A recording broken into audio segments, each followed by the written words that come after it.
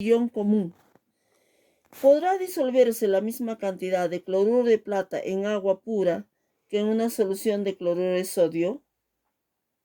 La solubilidad de un precipitado disminuye por adición de un reactivo que tenga ion común con el precipitado. Ejemplo, el reactivo precipitante de plata más cloruro se forma cloruro de plata. A una disolución de plata se le añade la cantidad estequiométrica de cloruro, ejemplo, cloruro de sodio. Tendremos disuelta la cantidad que permite la solubilidad del cloruro de plata.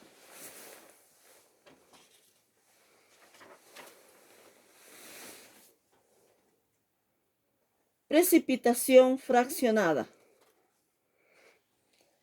Si esta disolución se empieza a añadir, al añadir al cloruro de plata, al añadir cloruro de sodio, cuando se alcance el producto de solubilidad de la sal que lo tiene menor, esta empezará a precipitar cloruro de plata.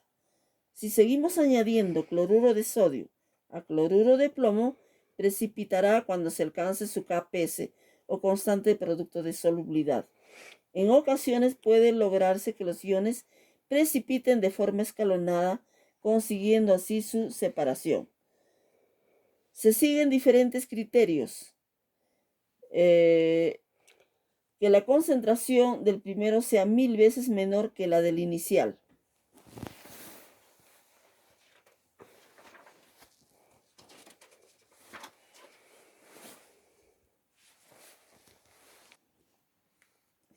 Tipos de reacciones químicas.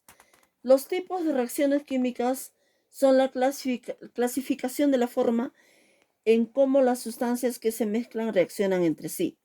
Las reacciones químicas se producen cuando las sustancias químicas entran en contacto, reactantes, y sus átomos y enlaces se organizan en nuevas sustancias que se llaman productos. Según una clasificación general de las reacciones químicas, se describen tres tipos: reacciones de precipitación, reacciones ácido-base o de neutralización y reacciones de oxidación y reducción. Reacciones de precipitación: cuando dos soluciones se mezclan y se forman un compuesto sólido insoluble en agua que cae o precipita, estamos en presencia de una reacción de precipitación. El sólido formado se llama precipitado. Cuando el cromato de potasio y el nitrato de bario se disuelven en agua, ambos compuestos se separan en sus iones componentes.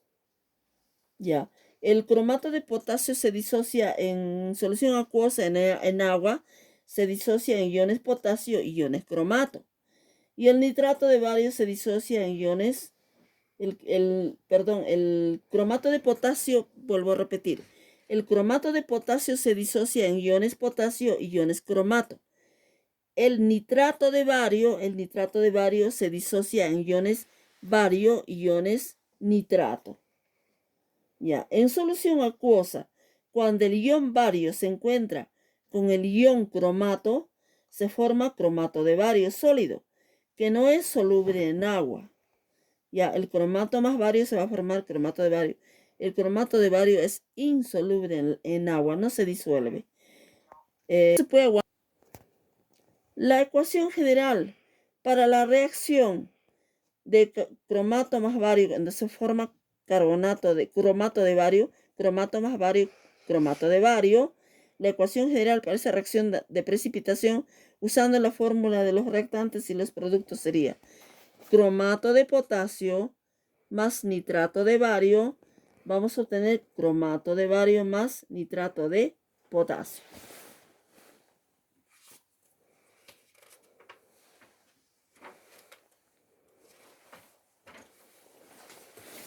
Reglas de formación de precipitados.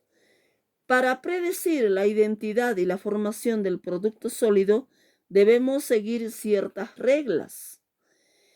El compuesto sólido debe tener carga igual a 0. Por eso, dos aniones o iones con carga negativa no pueden combinarse. así como dos cationes, iones con carga positiva tampoco pueden combinarse. Tiene que tener cargas opuestas. Para que el compuesto no tenga carga, debe combinarse un catión y un anión, que compensan sus cargas entre sí. Cargas opuestas se atraen, entonces al combinarse se compensan sus cargas. La mayoría de las sales de nitrato son solubles. La mayoría de las sales que contienen iones metales alcalinos como litio, sodio, potasio, cesio, rubidio y el ion amoníaco son solubles.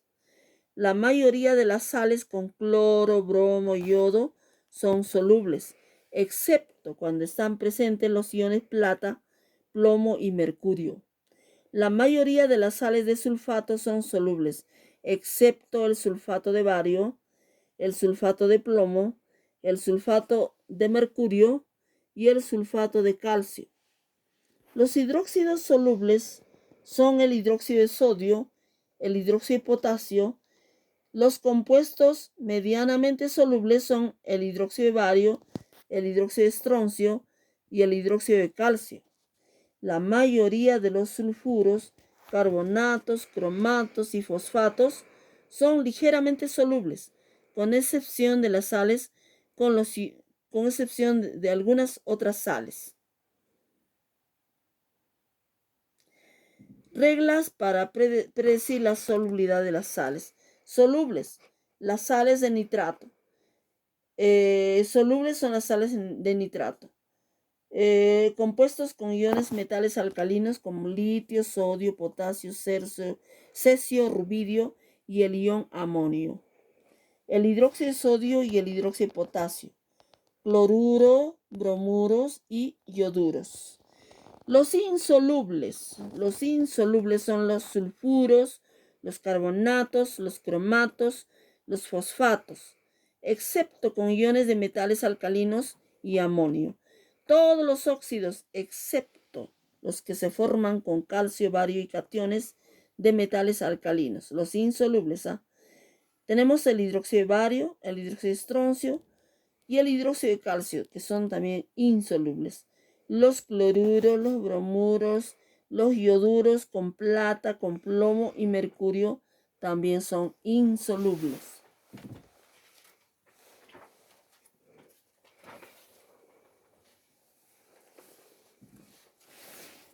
Cuando una solución acuosa de nitrato de plata se adiciona a una solución acuosa de cloruro de potasio, se produce un sólido blanco.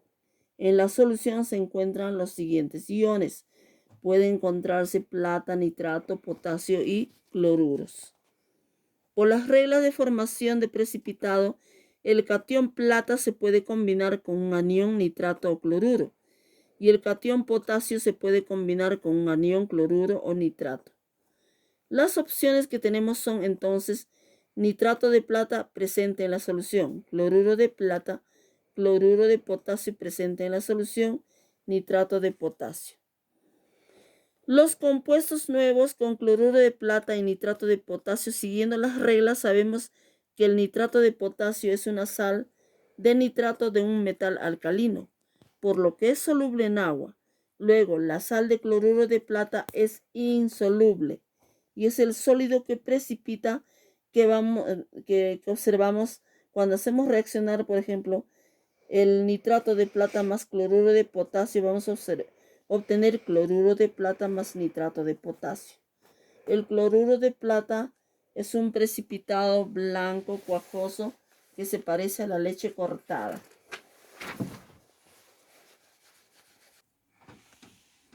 A ver, ¿qué es cristalización?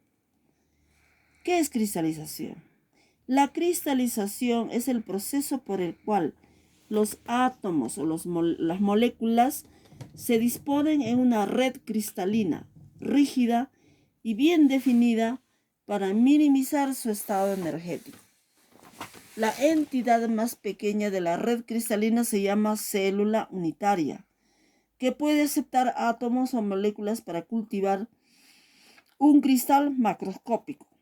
Durante la cristalización, los átomos y las moléculas se unen con ángulos bien definidos para formar una forma de cristal, características con superficies y facetas lisas. Aunque la cristalización se puede dar en la naturaleza, también tiene una amplia aplicación industrial como fase de separación y purificación en las industrias farmacéutica y química.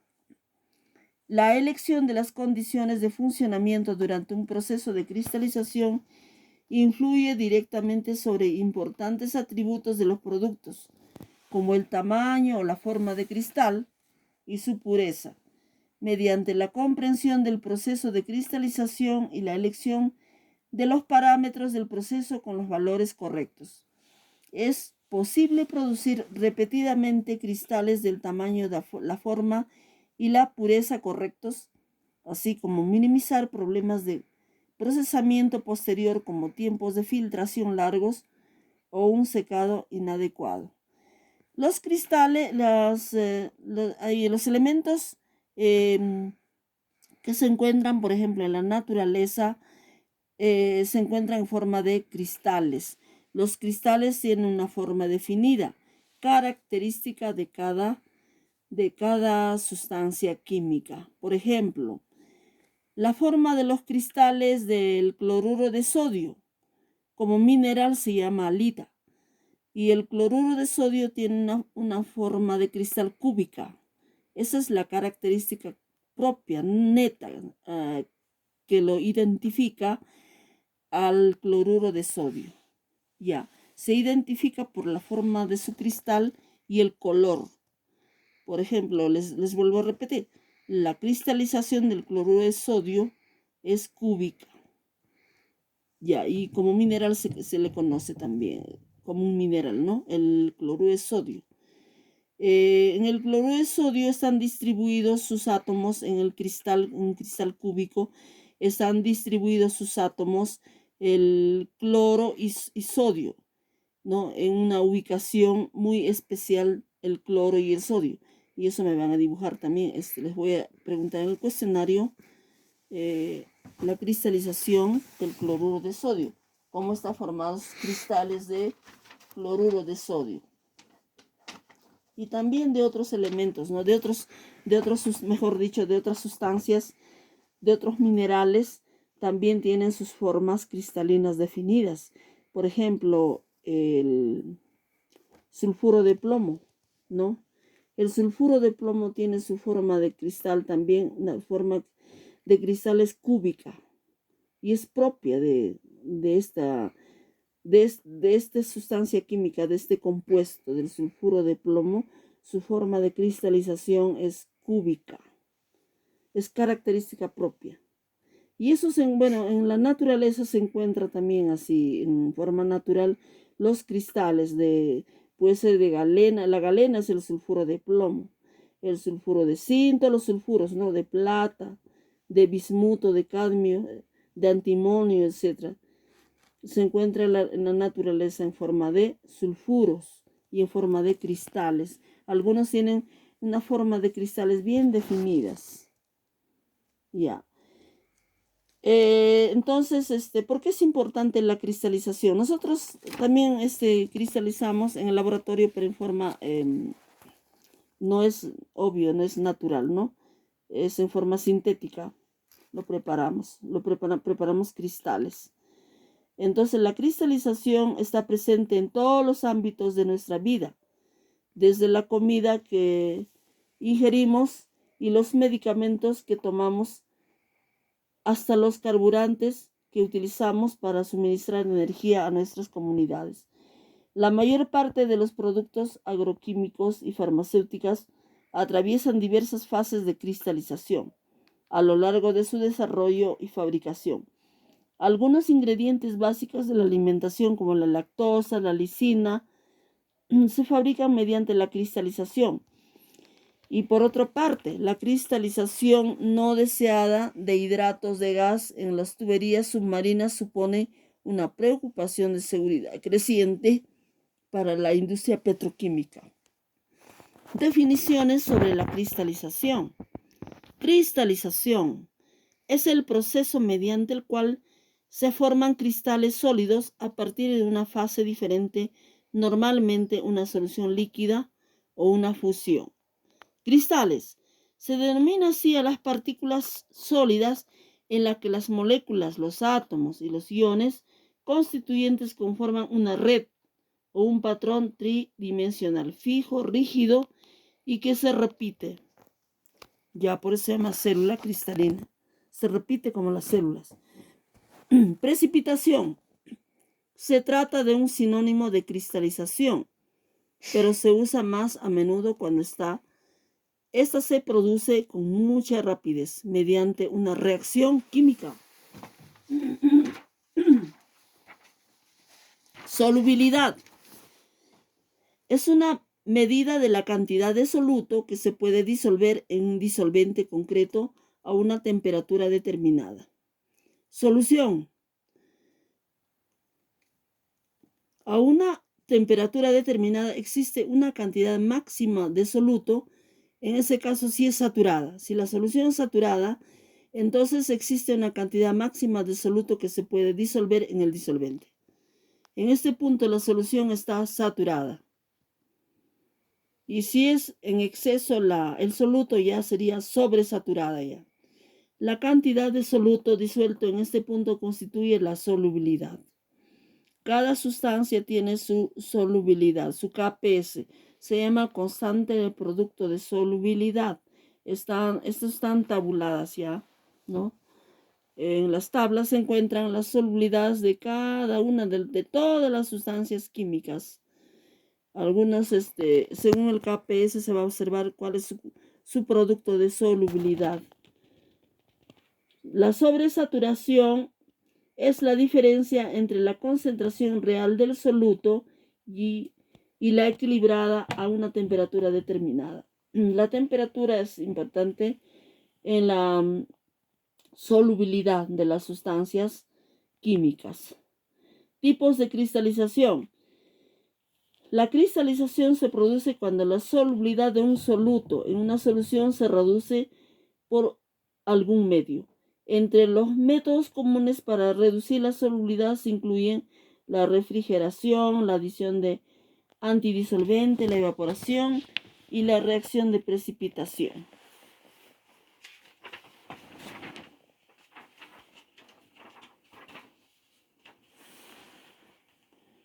La cristalización se lleva a cabo a través de una serie de mecanismos independientes, cada uno de los cuales se ve afectado de manera única por la elección de los parámetros del proceso.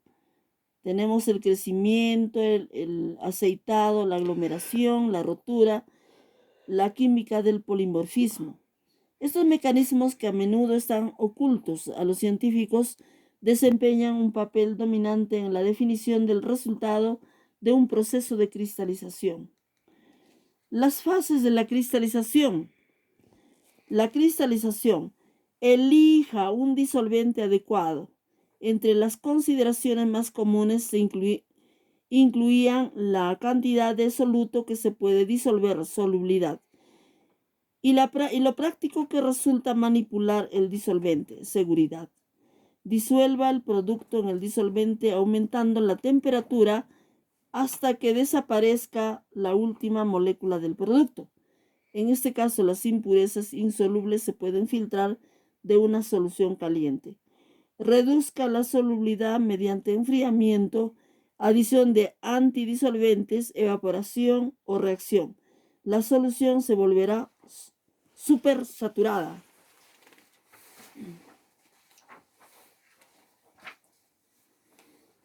Cristalización.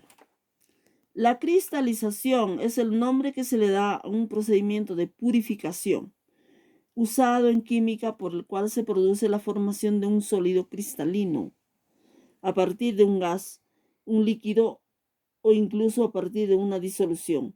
En este proceso, los iones, moléculas o átomos que forman una red en la cual van formando enlaces hasta llegar a formar cristales, los cuales son bastante usados en la química con la finalidad de purificar una sustancia de naturaleza sólida. Por medio de la cristalización se separa un componente de una solución en estado líquido, pasándolo a estado sólido, a modo de cristales que precipitan. En este paso u operación es necesario para cualquier producto químico que se encuentra como polvos o cristales en el mundo comercial, por ejemplo, el azúcar, la sal, etc., ¿no? Cuando preparamos una disolución concentrada a una temperatura elevada y seguidamente la enfriamos, se formará una disolución conocida como sobresaturada.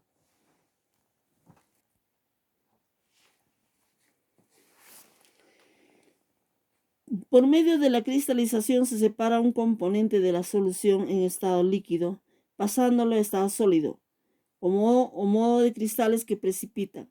Este paso u operación es necesaria para cualquier producto químico que se encuentra como polvos o cristales en el mundo comercial, por ejemplo, el azúcar y la sal. Cuando preparamos una disolución concentrada a una temperatura elevada y seguidamente la enfriamos, se formará una disolución conocida como sobresaturada, siendo las disoluciones que por un momento tienen más soluto disuelto del que sería posible por la disolución en concreto a una temperatura concreta.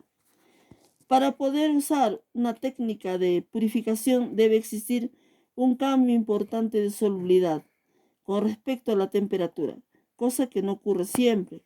Por ejemplo, el cloruro de sodio, que es la sal de cocina, o también se le conoce con nombre de sal marina, posee una solubilidad más o menos, este se disuelve alrededor de 35 gramos por 100 partes a las temperaturas 35%, ¿ya? Más o menos a una temperatura de 0 a 100 grados centígrados, lo cual provoca la cristalización por cambio de temperatura, sea de poco interés, pero eso no ocurre para todas las sales. De ahí se puede entonces obtener la sal. Nosotros preparar la sal. Nosotros, por ejemplo, vemos en las salinas de Huacho, por ejemplo, ¿no? Obtienen por evaporación y por cristalización la sal marina, la sal de cocina que nosotros utilizamos en nuestros alimentos diariamente. Entonces, ocurre también como por ejemplo en el nitrato de potasio, cuando más grande sea la diferencia de solubilidad con respecto a la temperatura, mejores rendimientos se podrán conseguir. A nivel industrial, estos procesos pueden añadir otros procesos de purificación. Ya, por ejemplo, puede ser el filtrado, la decantación, etcétera, ¿no?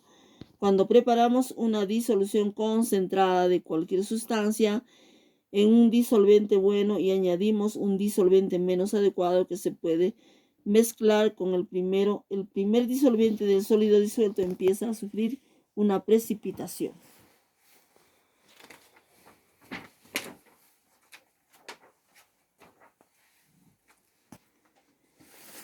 En determinados compuestos, la presión de vapor que tiene un sólido podría llegar a ser lo suficientemente elevado. La parte más importante del proceso de cristalización es el crecimiento de los cristales. Las formas o los diferentes tamaños que adquieren los cristales se deben a distintas condiciones, como por ejemplo el disolvente que se usa o la concentración utilizada en los diferentes compuestos. Los cristales crecen formando capas de moléculas átomo o un cristal inicial. Entonces, los parámetros que influyen para la cristalización es la temperatura, la solubilidad, ¿no? Es muy importante la concentración. Entonces, parámetros hay que tener en cuenta para el crecimiento de los cristales.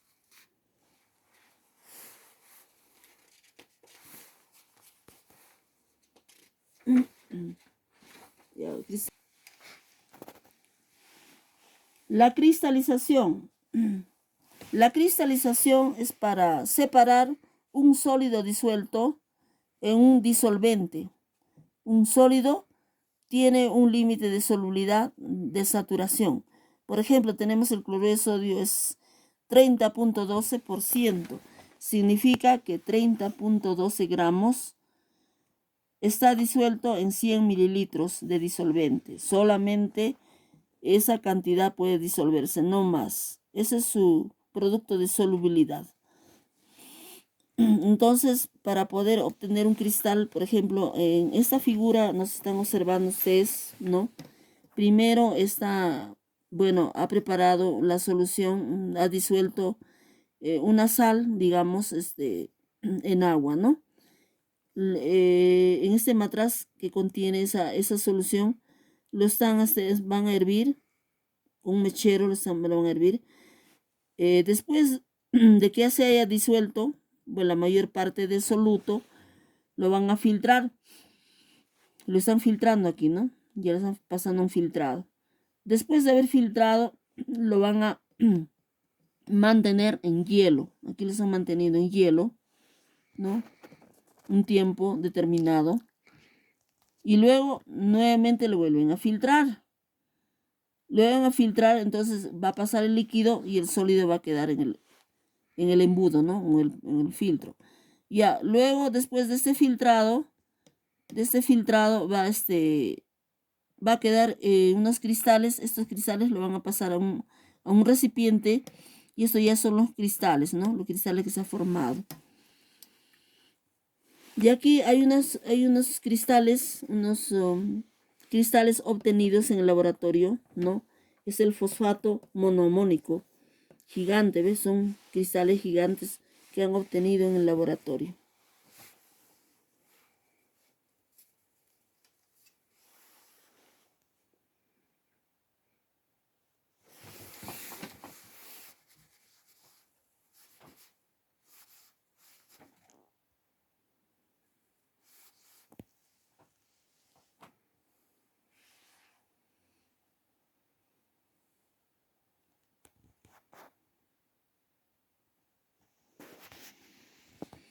La recristalización.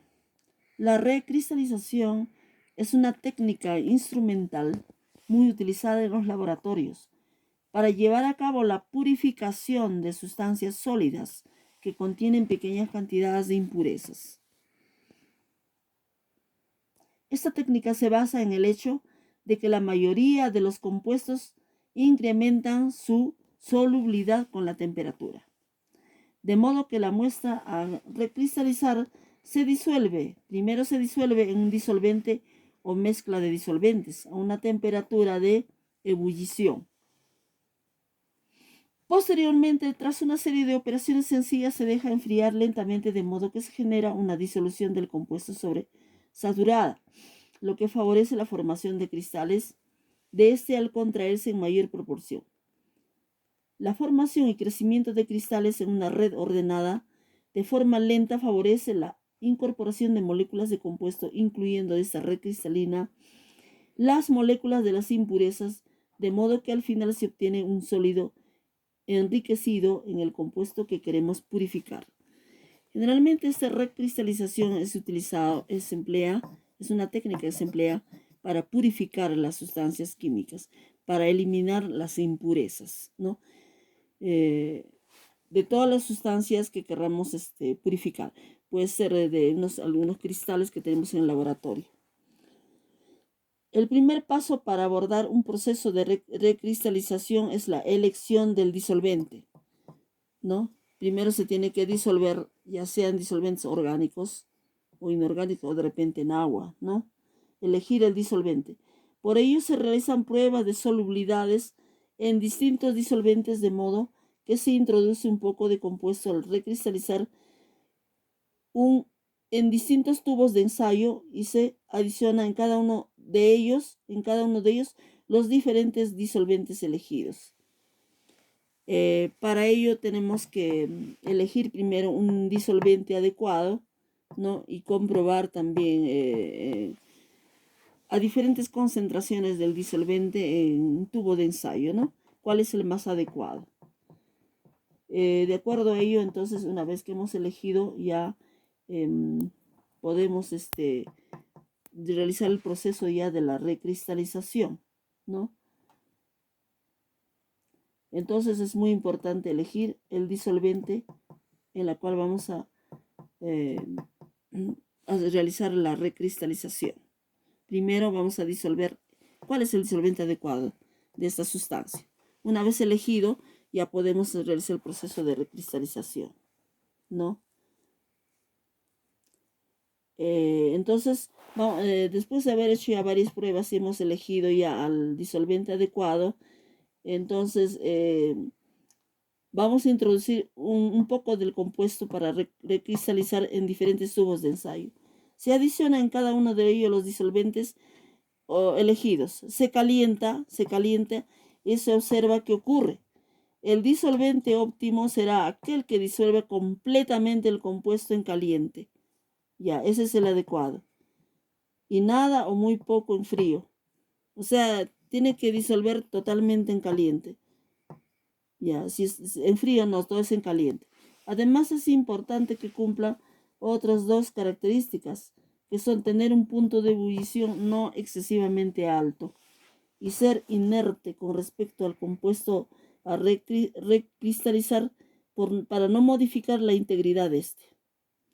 En algunas ocasiones no es posible encontrar un disolvente puro que cumpla estos requisitos. Y en estos casos se puede utilizar una mezcla también de disolventes, ¿no? Puede ser 2 o más disolventes en las cantidades adecuadas ya. Normalmente ocurre que un compuesto a purificar es muy soluble en una serie de disolventes y muy insoluble en otros, de modo que se escoge un disolvente de cada tipo para realizar la mezcla diluyente. Por supuesto, en este caso, además de elegir las proporciones adecuadas de cada uno, es necesario que los disolventes escogidos sean miscibles. Se deben mezclar entre ellos, ¿no? Otra manera de llevar a cabo la recristalización en estos casos, en otros casos sería disolver en caliente en la mínima cantidad posible del disolvente en el que se puede disolver bien y adicionar una proporción adecuada del disolvente.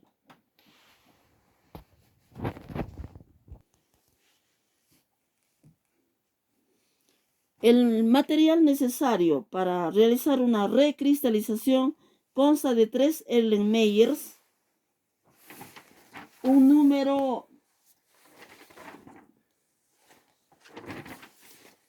adecuado, luego un núcleo magnético, una pipeta Pasteur y una tetina.